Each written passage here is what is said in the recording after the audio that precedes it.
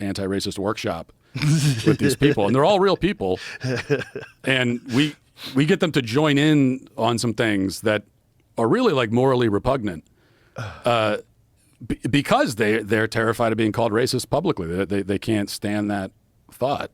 And the other thing that happens with kids is, if you have a thing like you're telling the kid they have to be anti-racist, well, some kids are going to use that as a platform to increase, whatever social cred that they have, and they get feedback from it. It's positive feedback, and they get very vocal, and the more vocal, the more people are impressed, and the more work they do, the more people going, you're doing great work.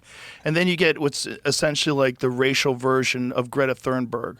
Like, what is that lady? That lady's moral outrage at, what have you done? How dare you? And everybody's like, yes, we like what you just did. And so now you do it all the time. And so now somehow or another, a 16-year-old kid travels all over the world telling everybody they're bad, flying around in jets, telling everybody they're bad for ruining the environment. Like, and she gets to feel morally superior, virtuous. And for a child to be in a position where they become virtuous is, they love that. They love that. To be in a position where they can lecture adults. Yes. Where adults are looking to them as authorities. Yes.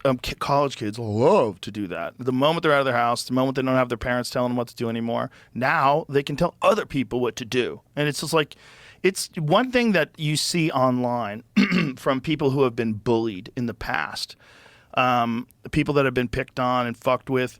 Boy, they like to do it to people, like online, on Twitter mobs. They like to jump in. And I know a lot of people I've known a lot of people that have engaged in these things. I know them personally. These feeble, weak, terrified men. And they say the most heinous things about people, like uncharitable, not knowing like what kind of response these words are going to have in that person.